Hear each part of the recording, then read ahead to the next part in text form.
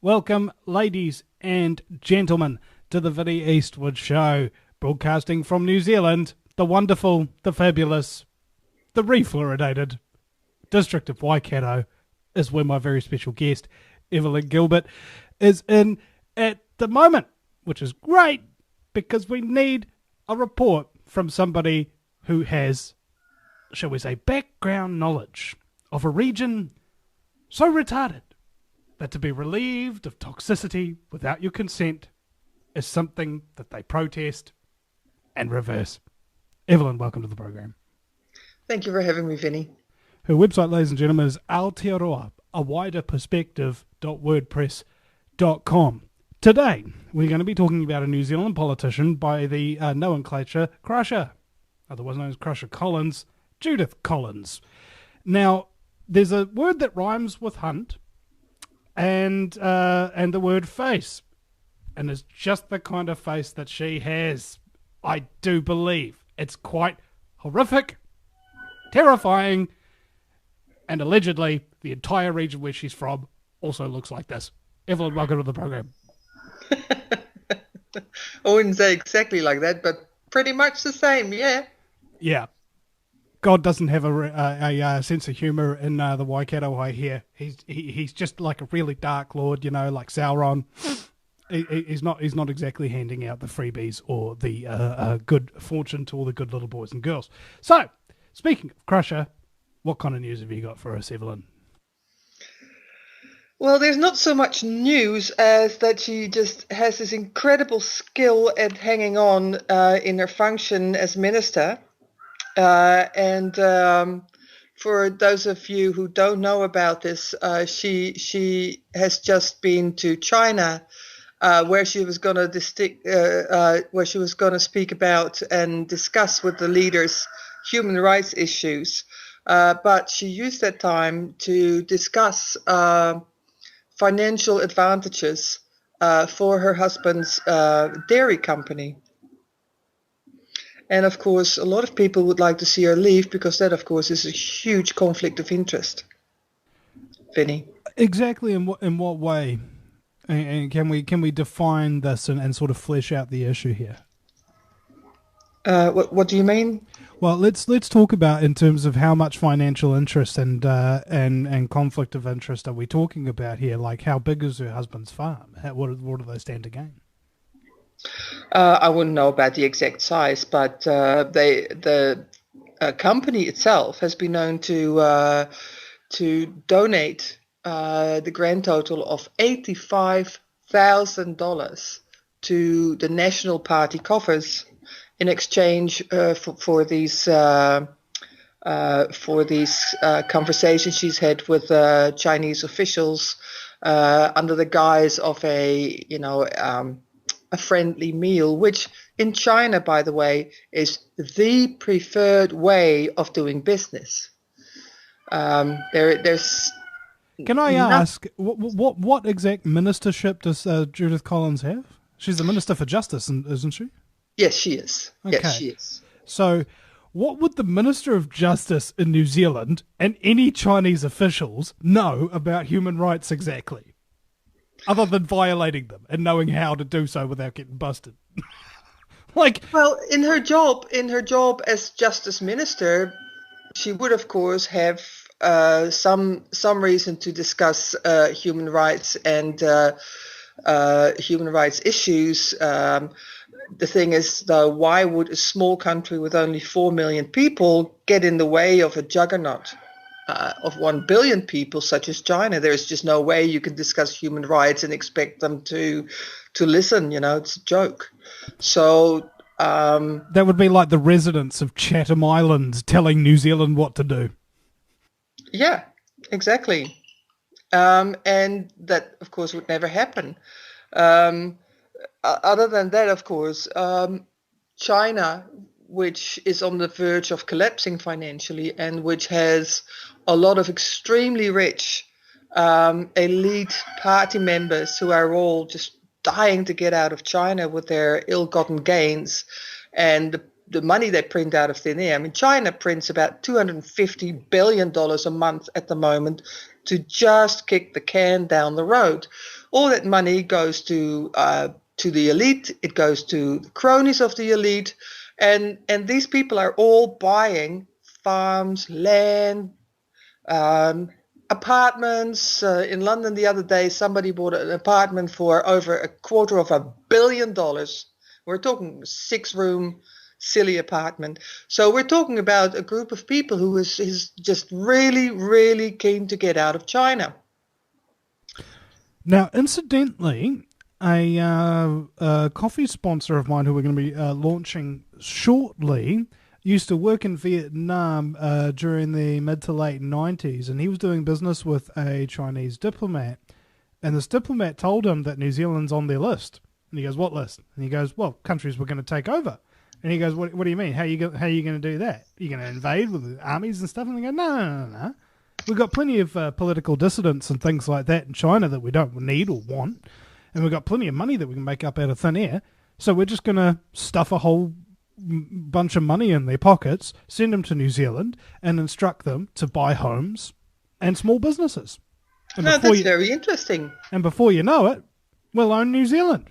And my friend returned home in the mid-2000s after hearing that about 10 years ago. And he was like, pretty successful, weren't they? Oh, yeah. And in this particular case, it becomes even more interesting. Orifida is a dairy company, and they're selling milk to China. And that milk gets bottled and branded and gets sold at a ridiculously high price. But not just that. What just has come out is that Orifida also now has bought huge swaths of land north of Auckland and on the west coast of the South Island. And while that land is used as dairy land, it is also known to have gold under it. And they are now prospecting, and they want to start digging up gold. Well, what's the ramifications for that? I mean, how are they exactly going to get all these permits and what? Oh, yeah, that's right. We've got corporate banksters in control of the country that rip up natural land for resources all the time. And some of it already has permits, already has consent. So, and this makes it even more curious. Because, of course, New Zealand itself doesn't have gold in its coffers. It doesn't have a gold storage. And at this moment, we're looking at China buying up every ounce of gold they can get their hands on. Not just the government, but the people of China. Because they know full well that the fiat currency system that is still being used in the Western world, which is based on absolutely nothing, because America also sold its gold from Fort Knox to India and China, primarily China and Russia. And what that means is that we're now basically saying, yeah, sure, dig up our land and take the gold with you to China, although our money is worth absolutely nothing. Yeah, I mean, how are we going to back up the economy after all of this? I don't think trading in Coromandel gold is going to work quite as well. No, it won't. And so if you're saying, well, they want to buy up New Zealand, I'd say they've probably done by now. They're buying all our profitable land and arable land, dairy companies. It turns out now mineable gold, which is financially, which is profitable enough to do. And so, I know that not 5 kilometers away from where I live, they are now prospecting for black sands, Chinese company, Chino Steel, or Sino Steel, is now prospecting for what they can find in the black sand, which apart from iron ore has titanium and other precious metals in there. And so, it could be that maybe in a couple of years I can actually see the sea from where I live now, which I can't now because they're digging away the dunes. Well, that sounds like a wonderful idea, for your retirement and what have you. All this wonderful natural scenery that is now going to get you in gaping hole and large lakes of sulfuric acid. That stuff's really good. Oh, wait, no. It's not sulfuric acid, is it? That they use to clean off all the gold mining and everything like that? No, that's cyanide, isn't it? Cyanide. Or mercury. Mercury. Oh, yeah, that's right. Of course. Why would they use an acid, Vinny, that would eat the thing that they're trying to steal? What is also interesting is that Trans-Tasman Mining is currently trying to get a permit to start mining seabed black sands at Taranaki, which has a fallout along the entire west coast of the North Island, all the way up to Auckland and further, and which will create a huge death zone, and that black sand will also go to China. It just keeps getting better and better. I can't wait to see what they're going to unveil next year. Or tomorrow. Yeah. Hey, well, at least life is getting a little bit more exciting. I wonder what different way they're going to launch some kind of scumbaggery campaign to make me and my countrymen homeless today. Yep.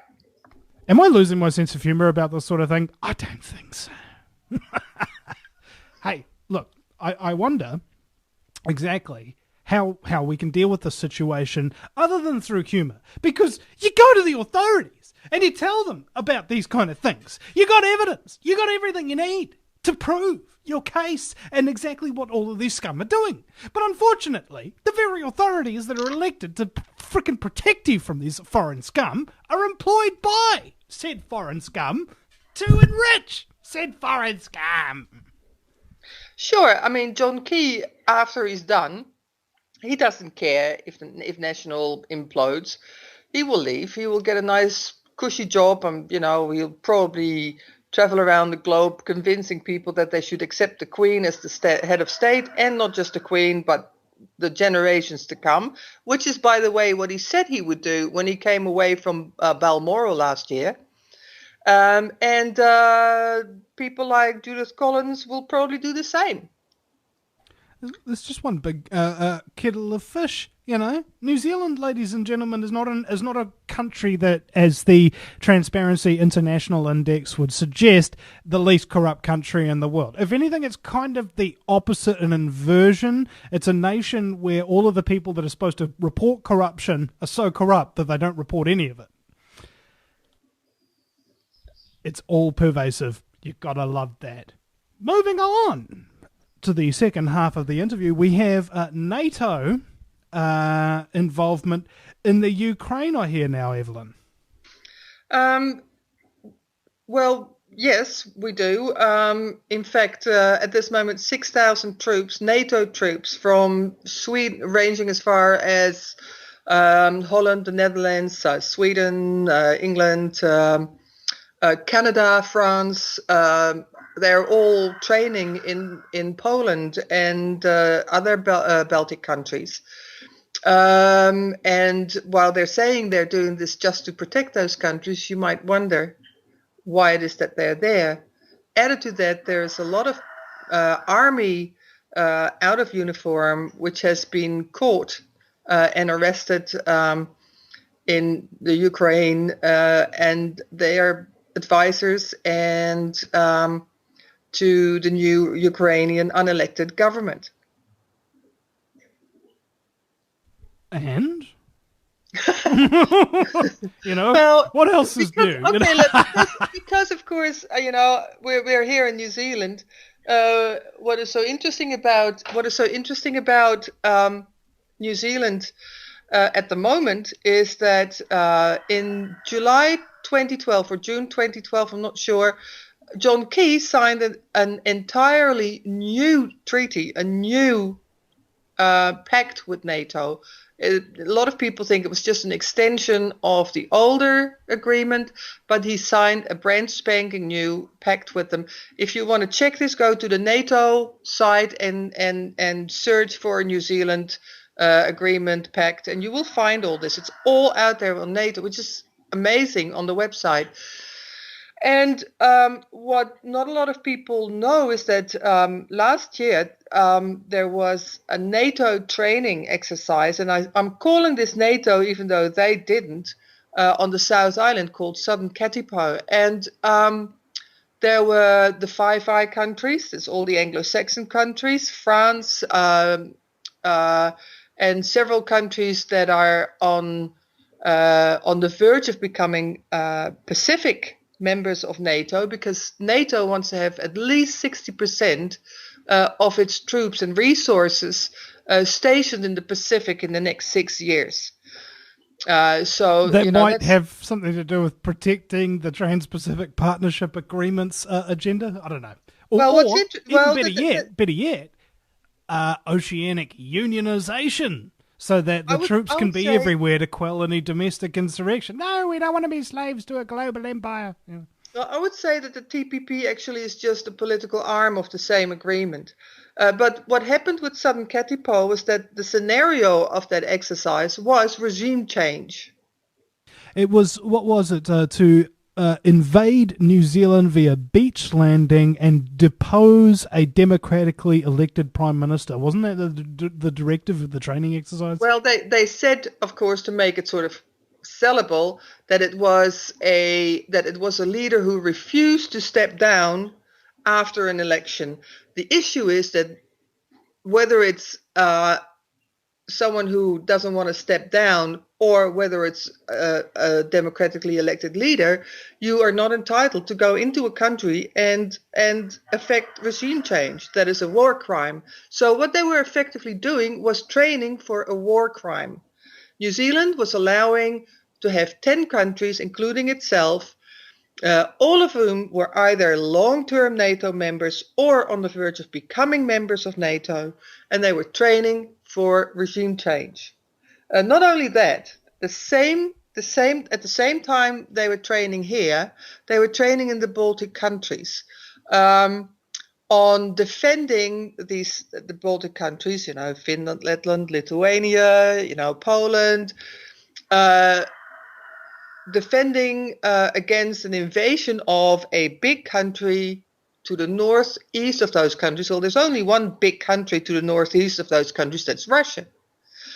Not only that, New Zealand was also involved in a training exercise in England for NATO with the quick response team. They are now having a quick response team. And what this, of course, amounts to is the fact that NATO wants to be the global army.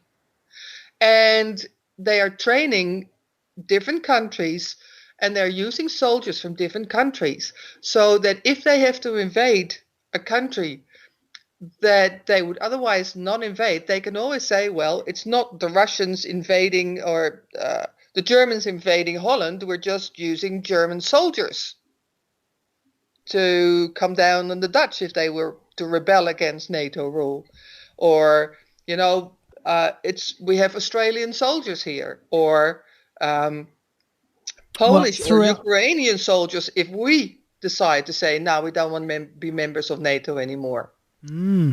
Well, throughout history, it has been noted that if you want to suppress a population, using people who were born in that country is not a good idea because they refuse to shoot their countrymen. But if you bring in foreigners, on the other hand, they have no such qualms.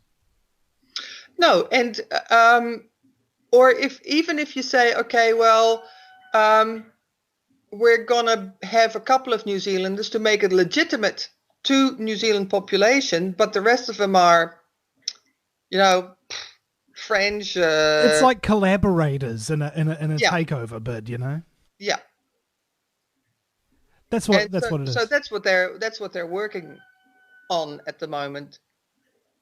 And what is happening in the Ukraine is interesting because they've been wanting control of the Ukraine, and they've been in particular wanting control over East Ukraine and the Crimea, because of course the Crimea is the only way the Russians have access to the Mediterranean area, where they can assist Syria. So to get rid of that access was one of the primary targets. And by saying, "Nah, you're not going to have Crimea," they sort of stopped that. Well, can't these people just learn to get along? I mean, couldn't they? Didn't they learn to share Noble in the in the Ukrainian Republic? Earlier in the day, or is it just all the foreign scum coming in and New World Order clowns? Ukraine is a fictitious country. It doesn't exist. I've been there, and there was nothing. It was just a big hole in the ground covered by a sheet of tarpaulin. No. What I'm trying to say is that in the First World War, there was, you had this whole national thing. I mean, there were no big countries. There were tribes, Germany only came into existence, I don't know, 125 years ago. Italy, 100 years ago, So the Ukraine was there was an area that was called Ukraine. That meant something like at the border. But there was a group of people who said, we would like to have a Ukrainian fatherland. And the Germans said, what do you mean? What is Ukraine? There was no Ukraine. But the Germans then helped this little group to establish a Ukraine with part of Russia in exchange, or so they hoped, for grain, for pork, for eggs, for food. So Ukraine has, if you look at the map of Ukraine over the centuries, at least 2/3 of it have always been Russian. And the people that are now being killed in Odessa and all the other places are Russians. They identify with Russia. They don't identify with Ukraine. They're just happen to live in an area that is called Ukraine, but it is just something that somebody thought would be handy to have, and that's how it was established. It must be handy for people who want to divide and conquer other people. Extremely handy. It's like I got my bag of tricks here. What have we got up here? Well, we got a random country name, region, regional dominance, paid off dictators. Here's one. We'll make up a country. Yes, exactly. It's like a bag of tricks, like a magician, more or less. Except instead of pulling a rabbit out of the hat, they pull out a nuke. Wasn't there some? You were telling me before the show today about some crazed woman who wants to drop a nuke on the Ukraine or something. Yeah, Julia Tymoshenko. She's amazing. She was in jail, and she was in jail for a good reason. She's one of the most corrupt politicians the country has ever seen. That's where she got the nickname Shanko, by the way, because she stabbed somebody with a shank she made out of a toothbrush. Anyway, so she was liberated, and she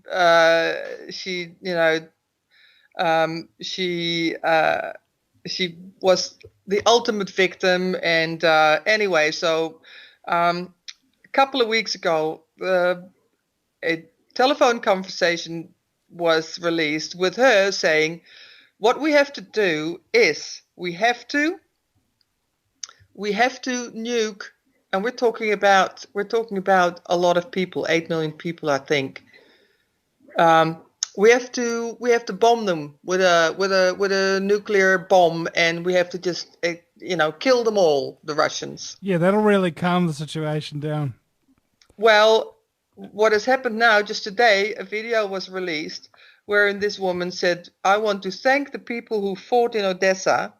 And what happened in Odessa was, of course, a hideous massacre of civilians by members of Svoboda and the ultra right who hold 46 seats in the Kiev government, and who have direct links with the Nazi Party history, who collaborated with the Germans in the Second World War, and they to this day feel that they should kill all the Jews and that all the Russians should be killed. And so these people haunted a group of people who tried to escape in the Union building, And not only did they just set fire to the place, but they actually went in there and raped and killed and shot a lot of people, after which they torched the place with Molotov cocktails and burned another 40 people or so alive.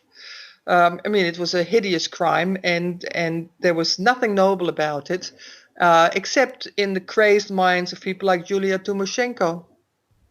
EVELYN Gilbert from Aotearoa, a wider perspective.wordpress.com has been my guest. Go and check out her website if you can. Also, bear in mind, ladies and gentlemen, this is a listener-supported broadcast, so if you go to the VinnyEastwoodshow.com, that's Vinny with a Y, because it's the most important question, and Eastwood as in go ahead, make my news. There are PayPal buttons there, and also a Kiwi bank account if you're capable of figuring out how to do an automatic payment into either of those. It'd be much obliged. Just keeps all the finances coming in. Listener-supported radio. Let's expose the scumbaggery. Let's not rely on big evil corporations. We'll be right back.